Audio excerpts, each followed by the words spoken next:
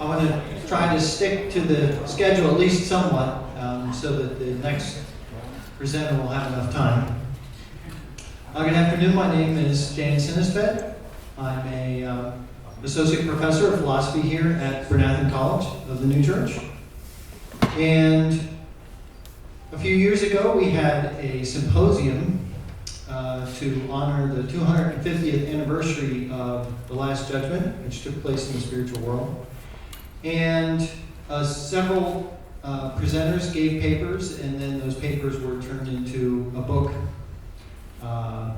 And my talk to you today is based on my chapter in the book, The World Transformed. But it goes further than that chapter, so I have some new, fresh material for you. And so the title is Unmasking Naturalism, the Science Wars and Freeing the Spirit. And I also have printouts down here of the slideshow, if you want them. So this talk is going to be in 3 parts. Part 1 is going to be about unmasking naturalism. Part 2 is going to be a quick summary of the science wars. And the third part is going to address freeing the spirit. The main point of my talk is this.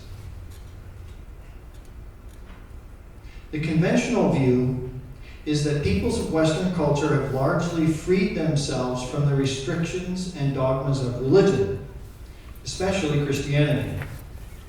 This began in the 18th century, when reason, especially scientific reason, criticized sacred writ, theology, the church, and dared to offer counter-explanations for everything from the solar system and the development of human beings on Earth, to morality, politics, and religiosity itself in naturalistic terms.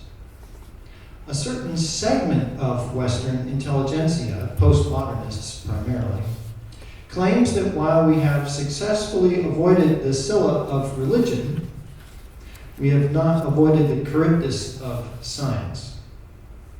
Thus we have the cultural moment known as the science wars.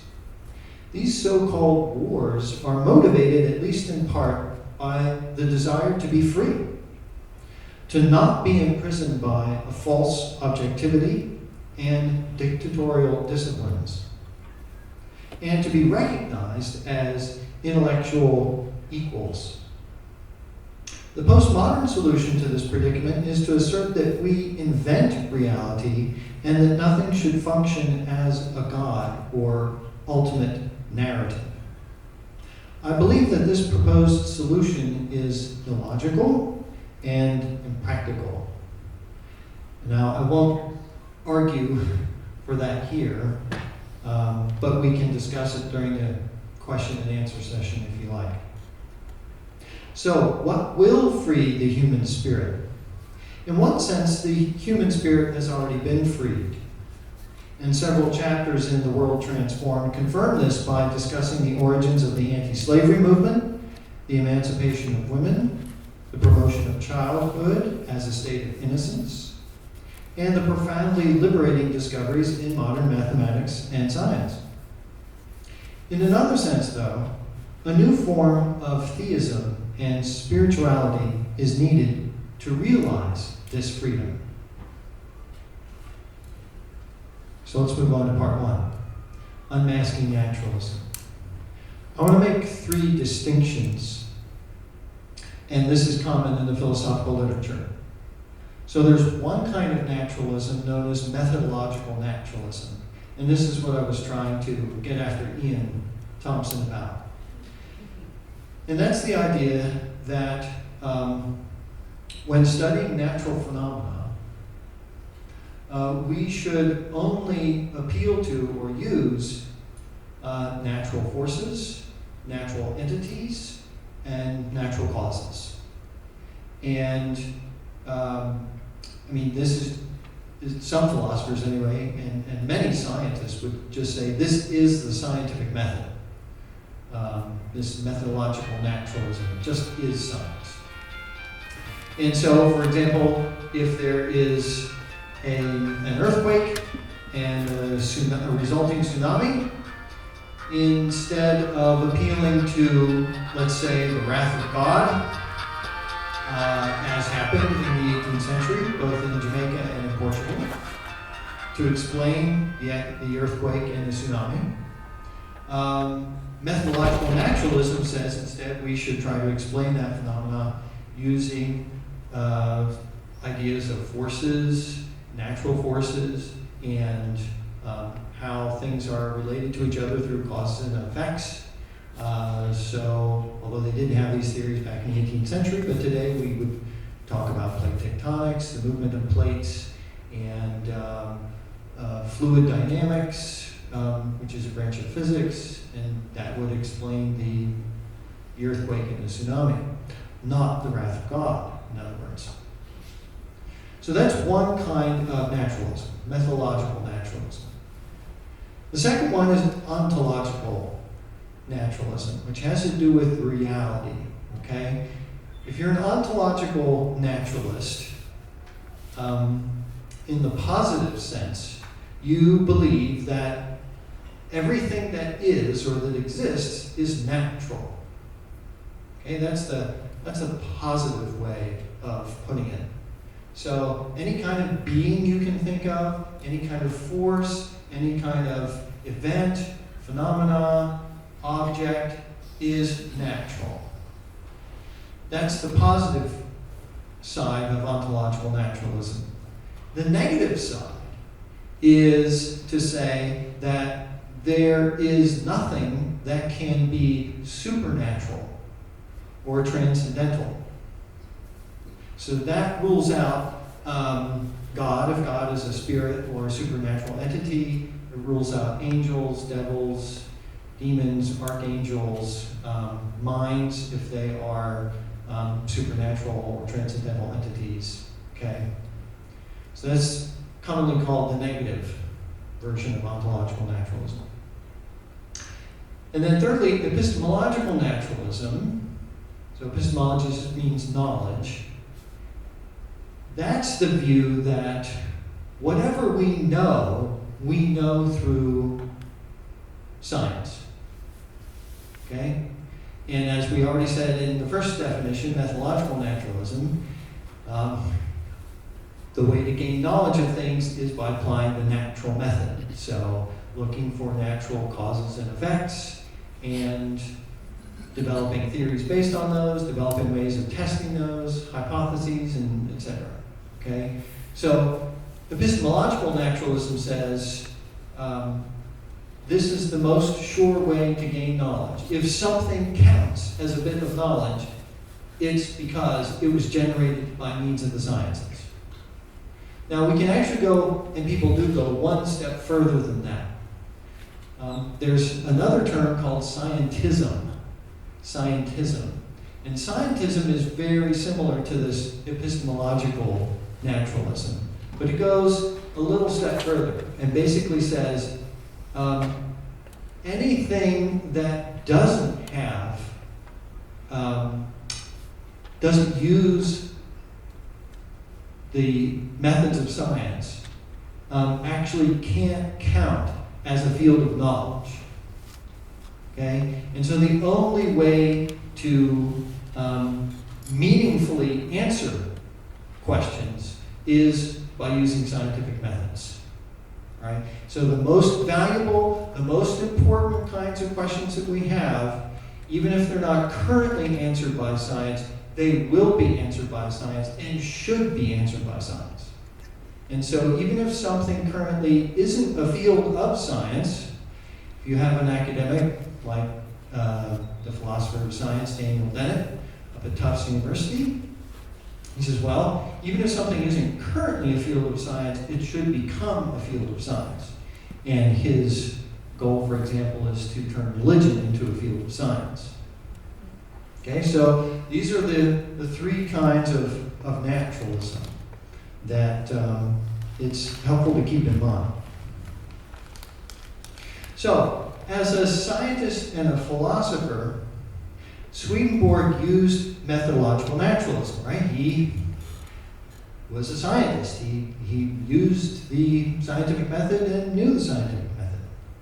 However, he argued against ontological naturalism and epistemological naturalism. He also revealed their causes and consequences while unmasking the presence of naturalism in what one might think a rather unlikely host. And that is the first Christian church. Now, this work was essential for freeing the human spirit from the domineering established Catholic and Protestant churches of the 18th century. And while I'm happy to report that some Christians in the U.S. are aware of the dangers of epistemological and ontological naturalism and have written books critical of them, they still seem somewhat blind to the causes of naturalism within Christian theology and practice. The theology that helps produce naturalism is the doctrine of salvation by faith alone, because it makes no account of repentance, the Ten Commandments, and works of charity. And the practice that helps produce naturalism is the lack of a methodology for repentance in life and reformation of character.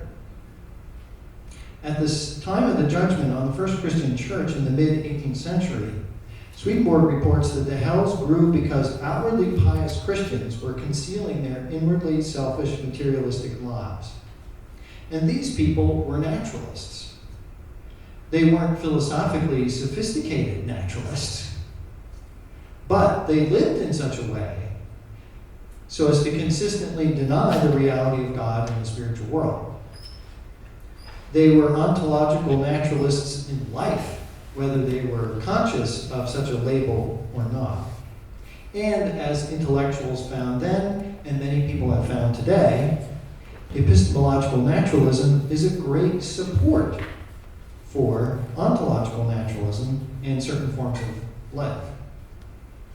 Now, in my article in the book, I review some arguments in favor of naturalism and several recent arguments against naturalism. So I look forward to chatting about those with Ian later on as he works on his book on the new church and atheism. But let me just tell you one of the strategies that naturalists use, and it's pretty simple. They link the unquestionable results of science with naturalism so strongly that to question naturalism is to also question science. And so if you question the former, you're questioning, if you question the latter, you're questioning the former, and to do so is absurd, right? Because who questions science nowadays? But there are two drawbacks to this otherwise effective marketing strategy. One is the existence of legitimate scientists who are not naturalists, but who are instead theists or deists. So you take Robert Boyle from the very beginnings of modern science back in the 17th century, or someone like Francis Collins, who worked on the Human Genome Project and is a theist, or Ian Thompson, who seems well-credentialed, right, and working in a well-known physics lab. The other drawback to this strategy is the disdain for other views and the authoritarianism associated with the linkage between naturalism and science. And this brings us to the so-called science wars. So what are the science wars? Well, they are debates among intellectuals over the status, role, and claims of science and scientists in contemporary society. Now, scientists have been criticized, or aspects of science have been criticized from both the left and the right. So conservatives, for example, such as Philip E. Johnson, have criticized Darwinian biologists for proposing wildly inadequate evolutionary explanations for phenomena that seem to be products of intelligent design. And people such as Dr. Duane Gish have criticized the theory of evolution from the perspective of a young Earth creationist. So these are people who believe that the Earth is only 6,000 years old, and they believe that on the basis of their reading of the Bible. Now, from the political left, Social constructivists, such as Bruno Latour, and postmodernists, such as Donna Haraway, criticize scientists for presenting their findings as if they were the objective truth, rather than the result of processes biased by money, politics, language, and gender. The social constructivists assert that scientists do not discover facts. Instead, they produce or invent facts. And these are artifacts of their social and linguistic conventions based on their particular communities. So here's an example to illustrate what's going on. So instead of assuming that modern Western natural science is true, and then wondering why backward ethnic groups still practice witchcraft, Bruno Latour turns the tables on this standpoint by approaching a group of scientists, studying them as a foreign tribe, and he analyzes their behavior and beliefs through anthropological categories. And what he discovers or realizes is that the scientific facts or truth that they believe that they are coming up with are generated by intersubjective agreement among the tribe. Okay? So just as the Zande believe that the chicken died because there was black magic at work or witchcraft at work, and they agree that that's the case because there's a shaman and then there are other elders and so forth, and they agree that that's what happened. So the tribe of scientists that Bruno Latour studied in the lab, he says it's the same thing that's going on there, okay? And that's what's generating scientific truth. So you also have postmodern literary critics who assert that scientific reasoning is just another form of discourse, no more objective or rational than any other form of discourse. Now, the debate became really heated in public when in 1996, Alan Sokol, a physicist at NYU, submitted an article titled Transgressing the Boundaries Toward a Transformative Hermeneutics of Quantum Gravity. How's that sound? And he submitted it to the postmodern journal Social Text. Now, the editors did not notice that the article was full of nonsense from the standpoint of physics, and so they published it.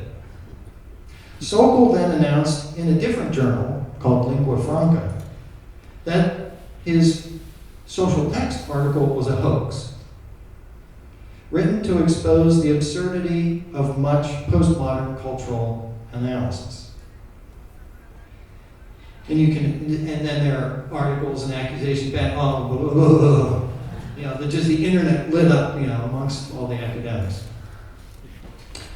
Now, the defenders of science might not understand the formidable vocabulary used by the postmodern critics, but they do understand that the postmodernists aim to cut science down to size and to debunk scientific authority.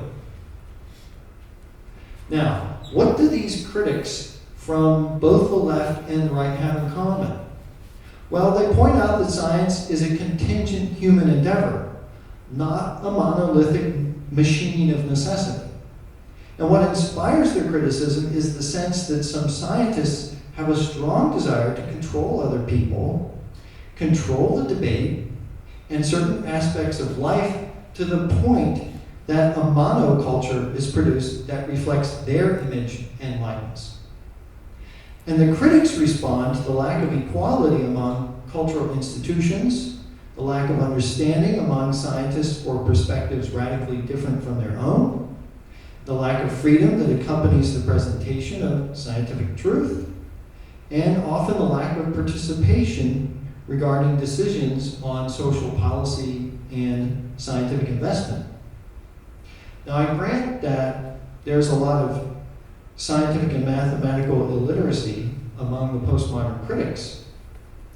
But likewise, it seems to me that there's a fair amount of philosophical illiteracy among the scientific critics of postmodernism.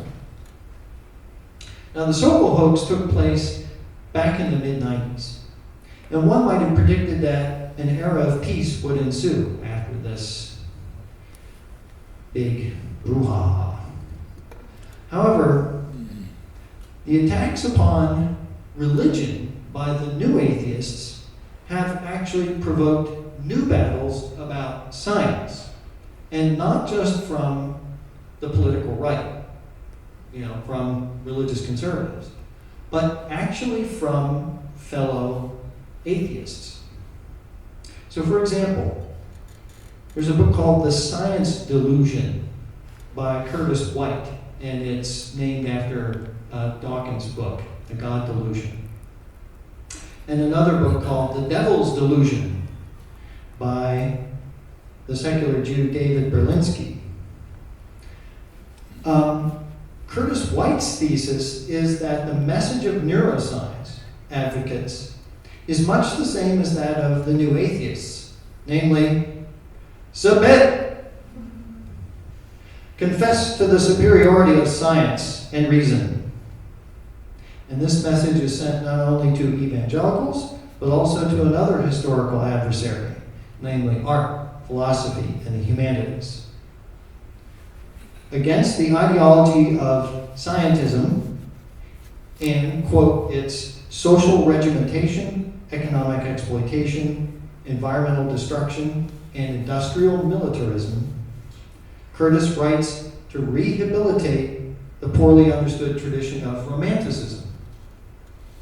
Now, Berlinski's aim is to deflate the scientific pretensions of the new atheists, especially when it comes to cosmological physics and evolutionary biology, and the assertion that people must choose between religion and the allegedly rock-solid findings of science. Approvingly, he quotes physicist Alexander Vilenkin's observation that, quote, sadly, quantum cosmology is not likely to become an observational science. Correct, writes Berlinski. Quantum cosmology is a branch of mathematical metaphysics. Philosophy. He shows that some scientists develop and support theories or repress dissenting views primarily for philosophical, that is, religious or anti-religious, not scientific reasons in both physics and biology. White's and Berlinski's books add support to the sociological view that the new atheism is actually a part of a contemporary crisis of authority. Now, there's another atheist I want to mention, Massimo Pigliucci. His thesis is that the new atheism is marked by a turn toward scientism. He maintains that, quote, such a move has been a bad one for public atheism for three reasons. One, scientism is philosophically unsound. Two, scientism does a disservice to science. Three, scientism does a disservice to philosophical atheism. Instead of this new turn in atheism, taken by Dawkins, Dennett, Harris, and others, Pigliucci counsels a more holistic approach to knowledge. So, that's the science wars, okay? And it's more subtle than just left and right, but I'm just trying to give you a broad overview here, okay? So let's move on to the last part. Freeing the spirit. And it was interesting, I just Googled in Google Images, free spirit, and it's interesting that some of the things that come up are birds, like eagles soaring, and horses, which, if you understand the symbolism of that, right, this is, an unfettered understanding, particularly one that is looking at things from a spiritual perspective. So, anyway, in the 18th century, Swedenborg showed that Christian piety was a mask for naturalism, and that naturalism at its heart was a love of the world and of self, especially the love of ruling for the sake of self and the world, above the love of God and the common good. Now, like some of his contemporaries, Swedenborg said that Christian piety as such was evil because it was hypocritical, and it had to be exposed for the good of humanity. But unlike some of his contemporaries, Swedenborg's solution to this problem was not to get rid of Christianity or get rid of religion because, quote, we tried it and it didn't work. And so now we have to replace that with science. Instead, Swedenborg points us in the direction of finding a useful relationship between Christianity and science. Naturalism is being unmasked today by its many critics from both the left and the right.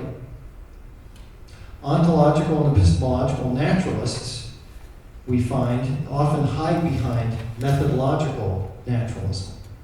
They assert that methodological naturalism is ontologically neutral when clearly it's not, because, right, remember methodological naturalism says you have to explain things in terms of natural causes, natural events, natural forces, natural objects, etc.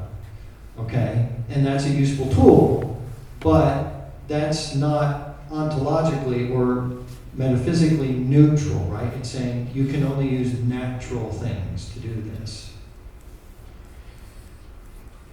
So, even though the critics from, I think, the left, the postmodernists, are wrong to take an anti-realist stance, I think there is really reality out there, and I think we can find real truth. I think they are right to show that science is a human endeavor. It's conducted by finite beings. They produce limited and potentially fallible results. I think Swedenborg's work is essential for freeing the human spirit from the controlling grasp of naturalism. Both Swedenborg and the history of science show that scientific research can be conducted by people who are religious, who are theists, and by people who are non-religious, who are atheists. They also show that scientific findings can be used to support a theistic worldview and a naturalistic worldview. Scientists won't be free of criticism until the non-scientists, I think, perceive the respect that they feel they are due in a more egalitarian ethos, and until they perceive the freedom to interpret the meaning of scientific facts for themselves and the significance of their own lives. In short, the human spirit, I think, won't be free until we create this kind of space and respect these various modes of knowing. So not just science, but intuition, for example, or artistic modes of knowing. So a kind of epistemological pluralism. And we create the space for a spiritual worldview. Okay, some kind of theism, for example, such as New Church theism. Ultimately, I think, because, as Swedenborg says, there are things that the human soul knows. And one of those things is that there is the greatest spirit of all, and that's God. Thank you very much.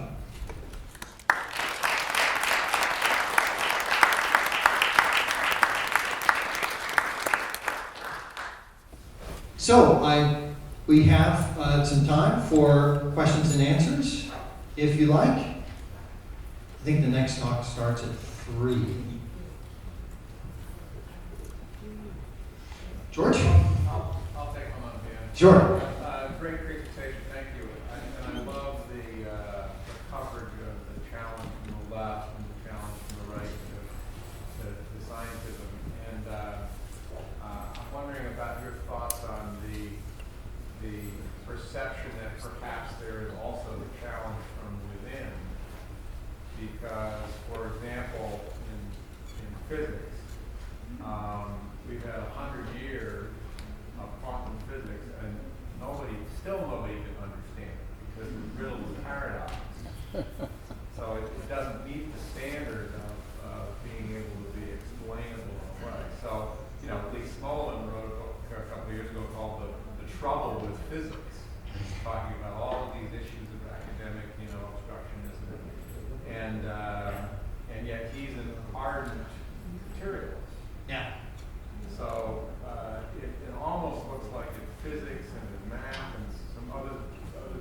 feel there's this unraveling from within that's taking place, but a lot of the proponents they're not willing to admit that. Oh yeah, that's a great question. So the question was about the kind of unraveling, perhaps, of naturalism or scientism from within the sciences themselves. And there's two interesting things I want to say about that. One is that with these science wars, just put the image of the cannons back up here again. With the science wars, and this is, I think, is true of any group, right? If you're part of a group and you're under attack, one of the things that you do is band together for safety and security, right? You circle the wagons, and you don't, even though I might disagree with you, we're going to agree enough because we have a common enemy in those people over there. So that's one of the things that goes on during these science wars. Like, well, I mean, when it comes right down to things like funding and whether the United States is going to get a superconducting supercollider, for example, which we didn't get, instead Europe got it.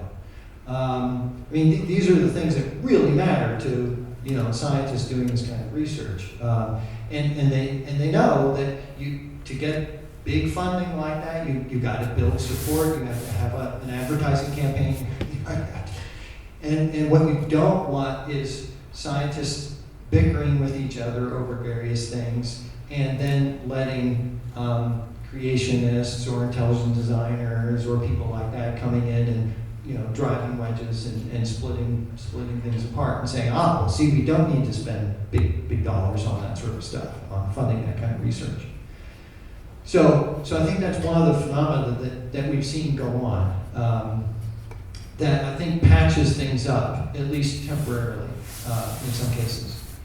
The other thing that happened about 10 years ago, maybe it was more like 11 or 12, is so we had the Sokal hoax when Alan Sokal, physicist, produces this gets his paper published in Social Text, and it's just a bunch of baloney, but the postmodernists, it gets through their sieve. So about 8 years later, there's a pair of French popularizers of science, the Bogdanov brothers, and they're working on their PhDs, but they don't quite have them. And they make a deal with their advisor at the university, and their advisor says, well, if you manage to get some articles, some of your research published as articles in physics journals, then we'll probably grant you your PhD. So these two brothers, they are dealing with quantum mechanics and very fringy cosmological stuff. But they managed to get their papers published, one in the Annals of Physics, and the other one in a journal that's quantum gravity and something, I forget what else. But two, reputable, respectable journals. And so a couple of physicists read these, and they think, these articles are junk. Have the postmodernists hoaxed us? Right? Are they firing their cannon back at us? Because look what got through the editors of these two fairly prestigious journals.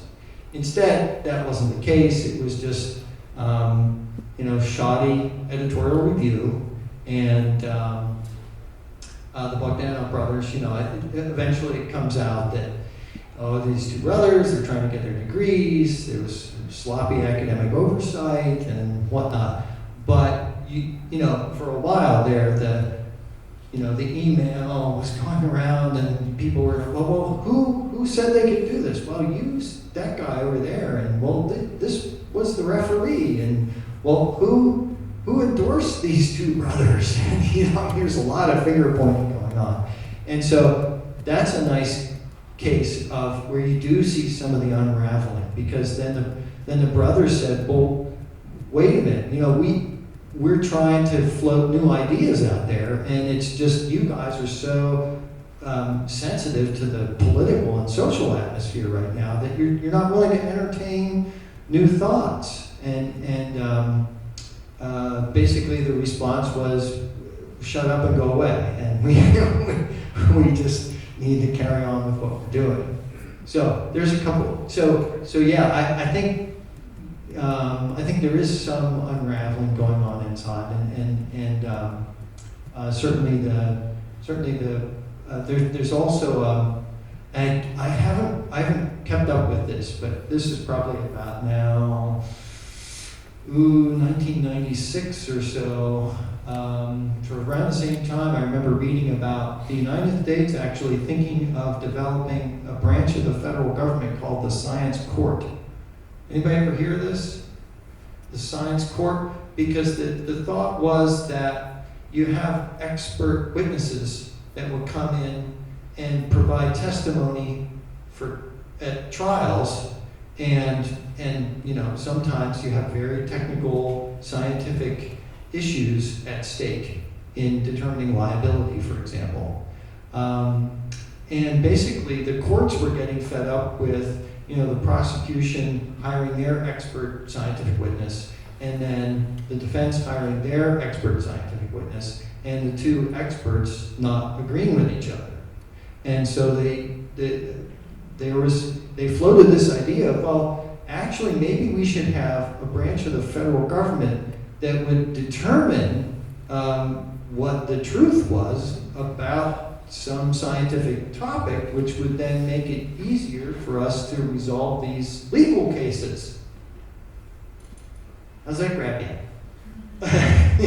So now I haven't kept up with it, so I don't know if I don't think it really went anywhere. I don't think it ever got funded or things like that. But that also is a little more evidence to this kind of internal unraveling, but it's obviously tied up with politics too. Jane? Yeah, I'm interested in your last example, and whether you may not know the answer to this, but were the brothers actually floating new, I'm now going to say useful, challenging ideas, or were they really just shoddy physicists or whatever, and therefore deserve to be condemned? Because it makes a difference in terms of your story, it seems to me, as to whether or not they were legitimately plowing new ground and got put down, or whether they really just weren't very adequate in terms of their scholarship. Yeah, that's a good question. I haven't read their papers, and I think even if I did, I wouldn't be able to answer your question about whether they were doing legitimate physics or not. And the physicists that I read about disagreed. So you had some physicists in France saying, oh no, this is new and interesting work, and you know, we think it should continue to be circulated, you know, amongst the public. And then you had another group saying, no, this is terrible, it's shoddy, it just is a bunch of words and equations and stuff cobbled together from other sources, and it doesn't really, you know, hang together and produce something new. So, did they get their PhDs? I mean, things like that matter in terms of the overall conversation, which I think you're making a legitimate conversation, but the example kind of matters to me, because if it's shoddy, that's one thing. If it's really kind of new and being quashed, that's a totally different sort of thing. And maybe fortunately, do you know the answer? You know that Lee Smollen's book goes into this at some length about the pressures in academia in physics, theoretical physics, that anybody that was doing anything other than string theory, they didn't want to talk to. You couldn't get in a program, you couldn't get a degree, because there was so much insularity built into the academic environment at that point. And you had to be somebody who already had credentials, like Lee Smollen, in order to be able to get away with saying that. Right. The academic discipline was very, very driven towards that goal. good luck. We have another question or comment? Comment, hopefully, you want to go first? You might want to say it's very tricky, in my opinion, somewhat before. It's a very tricky issue, and I suggest consider Boltzmann. Boltzmann, I believe, formed the first solid theory of thermodynamics, perhaps the second most important theory of physics, as I've heard described in anyway. And in 1880, after a series of a couple of articles and whatnot, don't know exactly how it communicates and published, but he was at the University of Cambridge. In 1887 or thereabouts, when his theories head, and he received rather severe criticism from a lot of the top physicists. And this went on for 19 years. When he was on vacation with his family in Italy one summer, 1906, at some point there and going home committed suicide. And this is kind of significant. Another ramification, just an aside, Wittgenstein would have gone to university and studied physics, but for that fact, as he went to Berlin and studied mechanical engineering, ended up at the University of Manchester, got patents, aircraft engines, and studied at Cambridge for additional mathematics, and then his philosophy studied Bertrand Russell. And so, anyway, but Boltzmann committed suicide as a result, and science later accepted, and he wasn't aware, I don't know this, Josiah Gibbs at Yale came up with a slightly different mathematical approach and made it more elegant or whatever, and sort of confirmed his approach, yet he ended up 2 years later committing suicide. So it's really tragic. Yeah, I'm not saying he was going to commit suicide, but you don't know.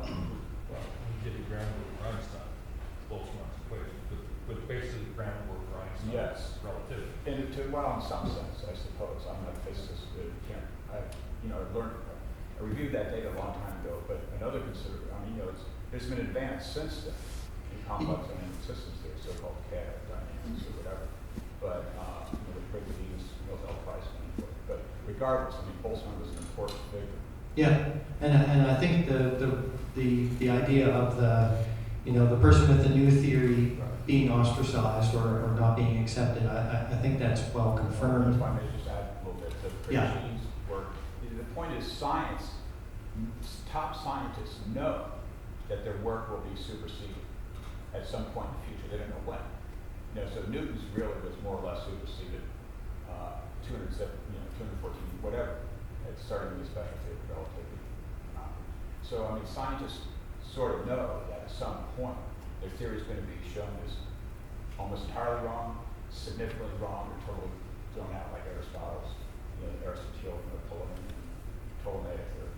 So yeah, I think the idea of the new idea or the groundbreaker or the pioneer being kind of ostracized or not accepted has been confirmed through the studies of the history and sociology of knowledge and science in particular. And the insularity that George mentioned is still at play too.